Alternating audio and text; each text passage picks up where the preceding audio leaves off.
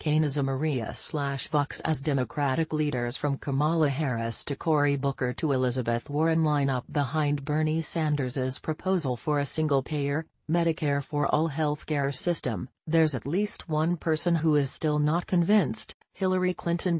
In an interview with Vox's Ezra Klein, Clinton repeated attacks on single-payer she made during her primary campaign against Sanders, arguing that more modest measures like a public insurance option or a Medicare buy-in for people 55 and older are more realistic and achievable. "I don't know what the particulars are on Sanders's latest plan," Clinton said, but added, "He introduced a single-payer bill every year he was in Congress, and when somebody finally read it, he couldn't explain it and couldn't really tell people how much it was gonna cost."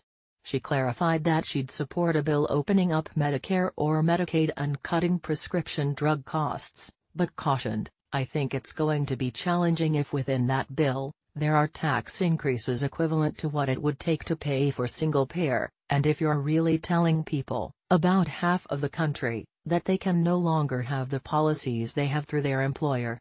She noted that this issue arose in 1993–94, when she was crafting a health reform plan in the Bill Clinton administration, and she concluded then that the forces arrayed against single-payer, not least of which were the public's fears about such a program, were insurmountable. She also had a more recent example.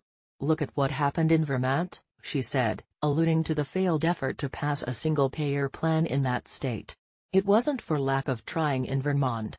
The Democratic political establishment was behind single-payer, and they worked for years to achieve it. This is in, a small state, where it might have been possible. They were talking about an increase in the payroll tax of 9.5%, or I think, no, maybe 11.5%. They were talking about a sliding income scale. They went up to 9.5%, it just was so difficult to put pieces together." Clinton's higher estimate was right.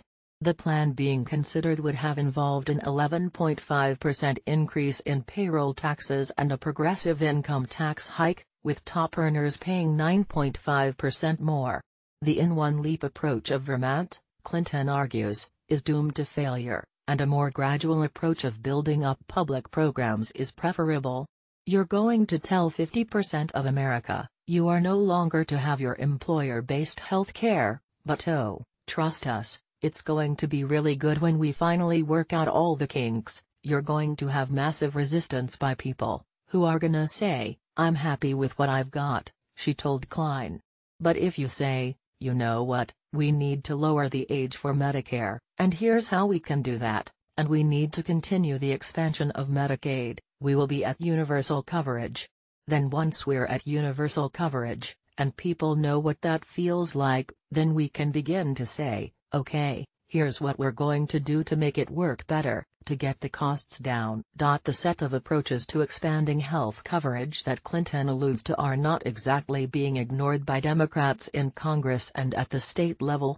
Senator Brian Schatz, D.I., has a plan to let states open up Medicaid to anyone who wants to sign up, modeled off a bill that almost became law in Nevada that would have done the same. Senator Chris Murphy, DCT, is working on legislation to open up Medicare to everyone, including employers, telling Vox's Jeff Stein that you'd naturally transition to a single-payer system without a massive political fight. "This may be the fastest way to a single-payer system. This is the same intuition behind Americare," former Rep. Pete Starks, DCA, 2006-era universal health care plan, modeled on work by Yale political scientist Jacob Hacker and UC Berkeley economist Helen Halpin. But while Clinton presents an aggressive public option-based transition as an alternative to the single-payer proposals of Sanders, a lot of Democrats in Congress don't see things that way. Schatz is co-sponsoring Sanders's Medicare for All bill. Senators Cory Booker, NJ, Tammy Baldwin, Y, Sheldon Whitehouse, RE, Jeff Merkley, OR, and Richard Blumenthal, CT, have all co-sponsored a bill from Senator Debbie Stabenow, ME, that would let people buy into Medicare at 55. But they've also stated their intention to co-sponsor the Sanders bill. Where Clinton sees an and/or debate, In other words, many senators see a both/and. That makes a certain degree of sense. All of these proposals, switching to Medicare for all overnight a la Sanders, transitioning with a buy-in a la Murphy, opening up Medicaid a la Schatz and Medicare a la Stabenow, move in the same broad direction, toward the government directly insuring more people and employers insuring fewer. Current senators are choosing not to be particular abo